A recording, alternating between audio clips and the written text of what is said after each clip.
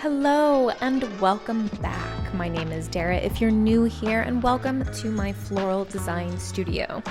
Today we are making an arrangement that was designed for Trent Reznor's birthday. Trent's birthday was on May 17th, and I've had the pleasure of doing this arrangement for his birthday every year for about, since maybe 2016 or so. And the sender who sends this arrangement to Trent, his name is Johnny Stunts. Johnny Stunts is a celebrity hairstylist, and he is the reason I get to do flowers for the Reznors.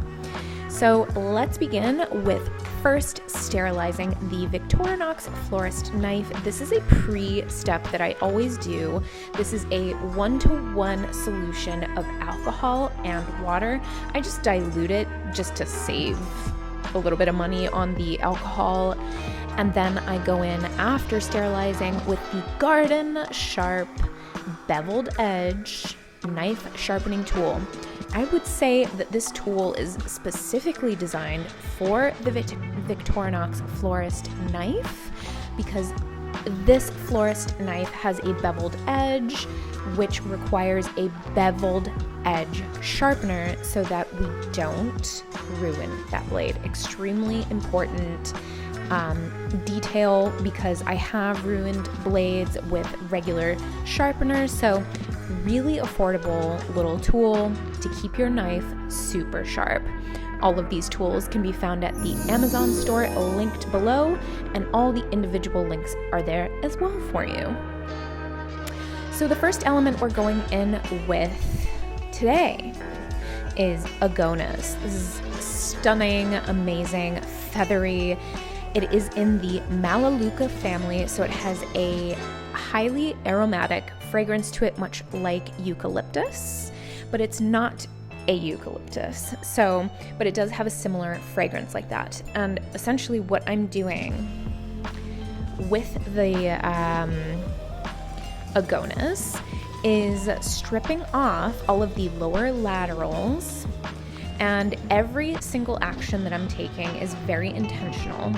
I'm using my Zenport shears to do little branch cuttings in between, and then I make little groupings of the shorter stems of agonis. So the way that I'm thinking of this arrangement, and this style is very much inspired not only by Trent, because my design philosophy is first, who is this arrangement for? I take inspiration about the person that it's for. I collect that visual information. It's a very intuitive, almost psychic-like process.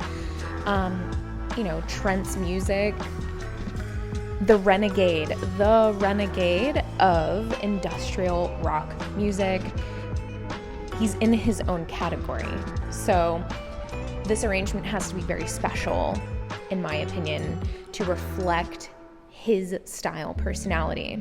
And yet there's also all of the materials and kind of design thinking process that I begin with, which is kind of like the then second step.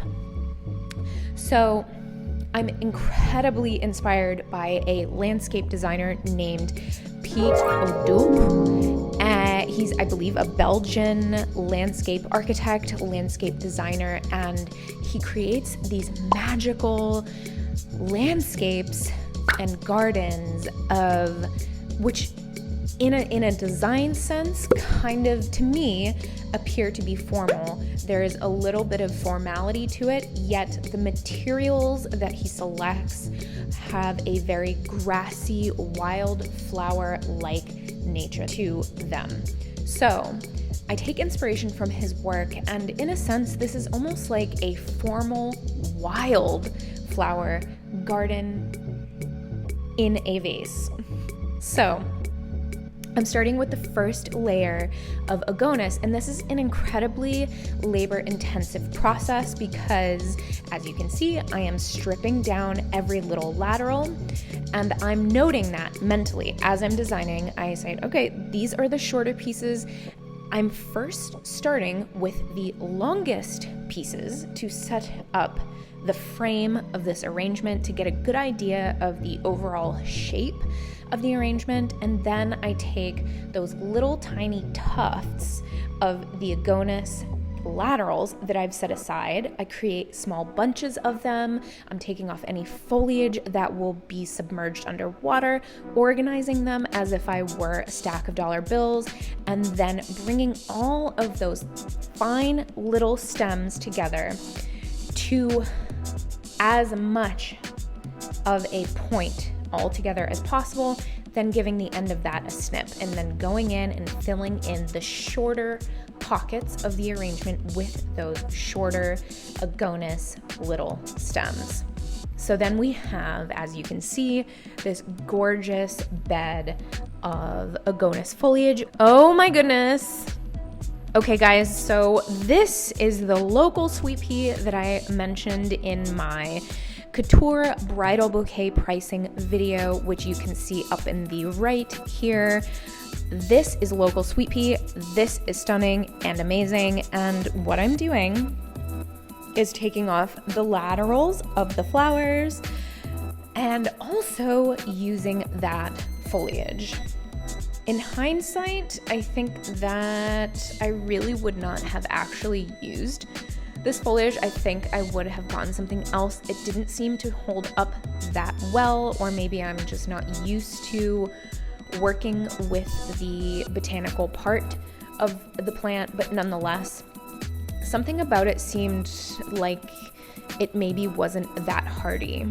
And because I haven't worked with the local sweet pea all that much, again, it could have been just that bunch, or it could be indicative to the nature of the sweet pea botanical aspect of that plant. I'm used to kind of working with the Japanese sweet pea imports that do not come with foliage. They are already long stems unto themselves. And when I do buy local sweet peas, I don't usually use the foliage, but these bunches looked amazing. Lots of tendrils, lots of foliage, and I wanted that wispy, wild, crazy, spiky look in this arrangement. And I also wanted to break up the all black kind of colorscape of this arrangement so that it gave it a little bit more dimension and depth. And you'll see as we go along with this arrangement why this green element adds so much flair and flavor. So with the flower aspect, I have the agonis laid down, and that's kind of its own shape and its own layer. And then, so as to make sure that we see the sweet peas, because they're almost the same exact color as the foliage, I am putting those about an inch or two above the agonis so it appears that they are floating on top, and it adds a lot of negative space and is continuing to extend that kind of oval agonis shape outward. We've already expanded the volume of this arrangement by several inches, and that is my intention. We have many more flowers going into this arrangement, so essentially I am still laying out the overall shape of the arrangement. I think I got 2 bunches, which was 20 stems of local sweet pea here, and really spectacular, actually very fragrant. Guys, thank you so much for being here. Really appreciate you liking these videos. Thank you so much for subscribing, and thank you for sharing with people who you think would enjoy this content as well. I am very curious to hear about what you are interested in seeing. My overall kind of feeling and direction for this channel has always been, I want to share my artwork with the world, and at the same time, I also want to share the educational aspect because I think I have kind of a unique perspective on how to do things, highly nuanced, and that for beginner floral designers that information would be really helpful. So If you want to see the arrangement that I did for Trent's birthday last year, that arrangement and that video is linked up to the right here. Very similar style, yet different material, and that is always how it goes down, because market always has a surprise. It's never the same. It is incredibly difficult to promise specific flowers and botanicals. And now, check it out. We have local hellebore, or hellebore, depending on how you prefer to pronounce it. So like with all of the stems that we've gone in thus far, there is an editing process, and I am doing this also for these hellebores. I am removing any of the foliage that doesn't look good and keeping on foliage that does look good, because it's going to add another fun little green texture to this arrangement.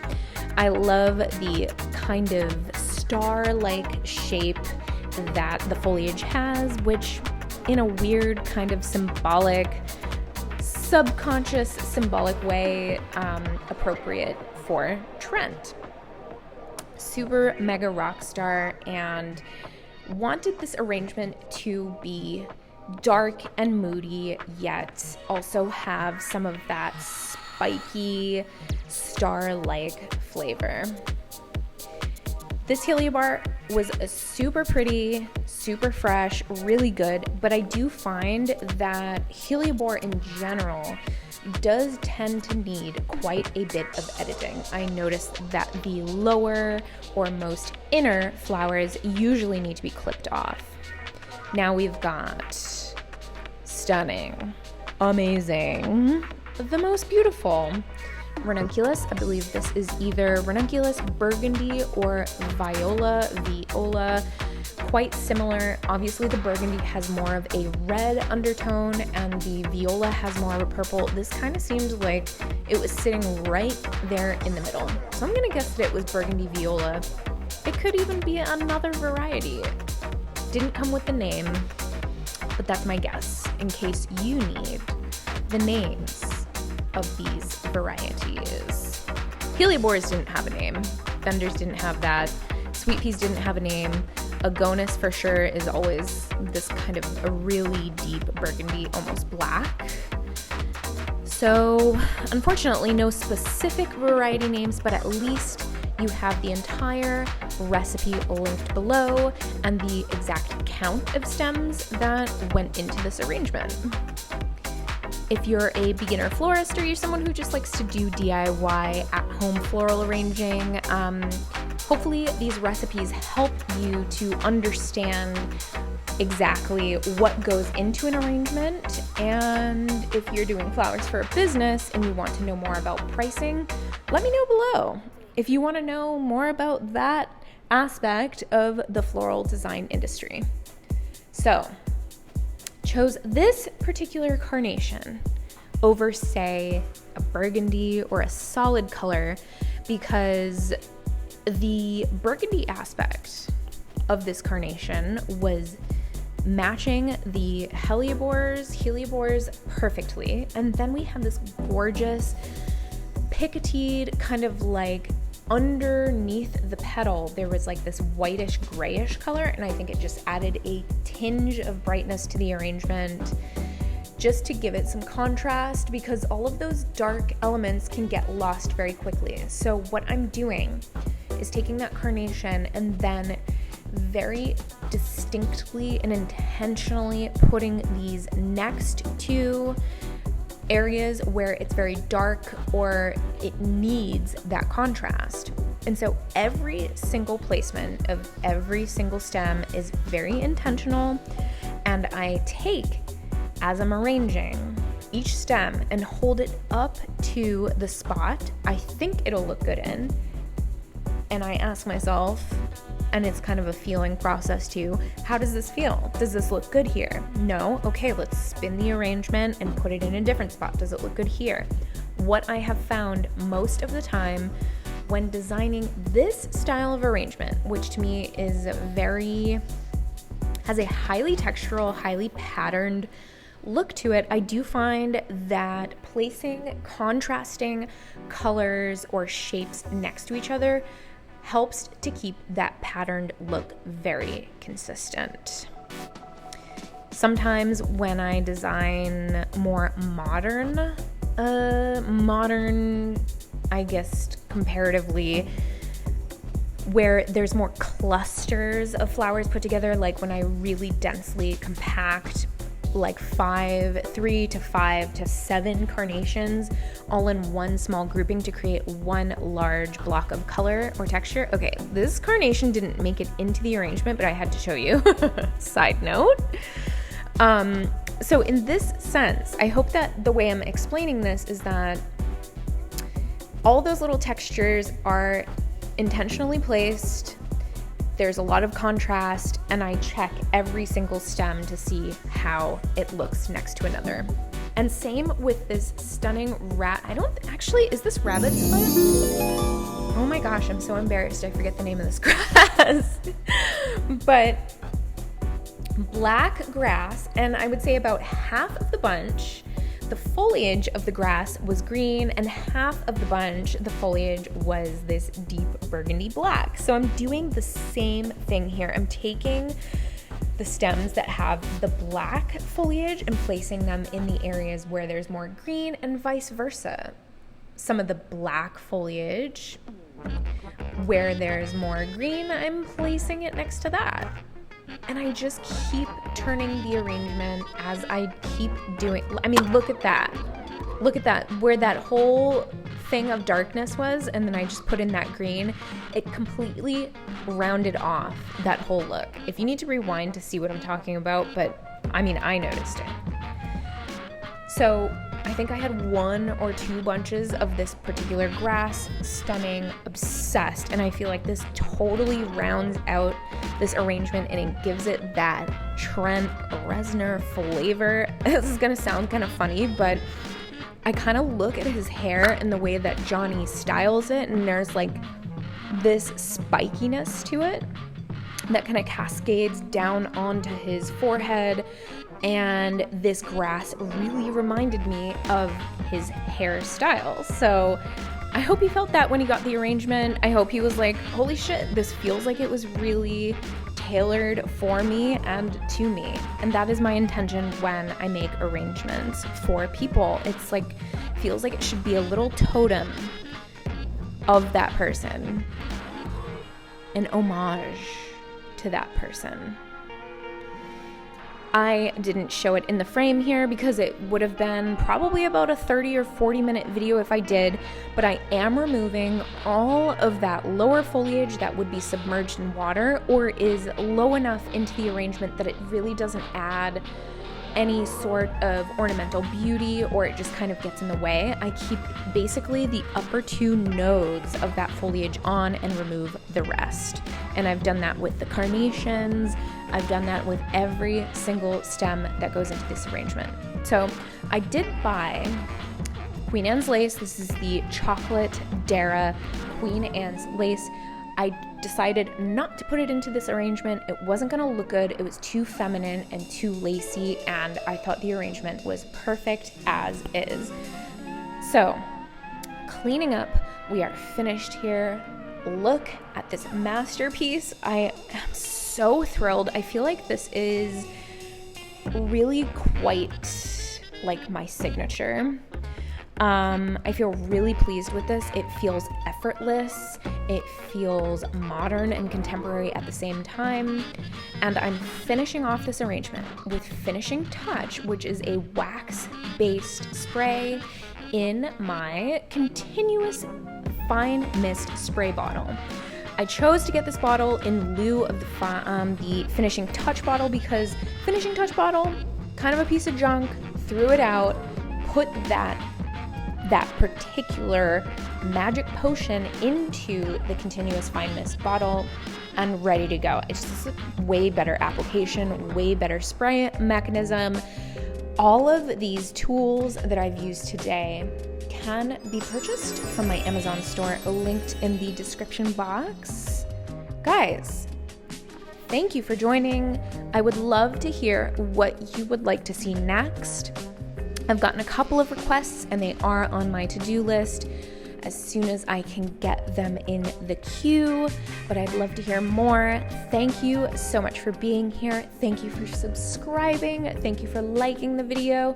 Thank you for shopping the links. And I forgot to mention something at the beginning of this video, which was I noticed that a lot of you, out of all of the items that are available to buy, a lot of you have purchased the Victorinox knife and the Zenport shears, and I would love to hear how they're working out for you. Are you enjoying your florist knife? Are you loving the Zenport shears? These are my two favorite tools. I could not do my work without them.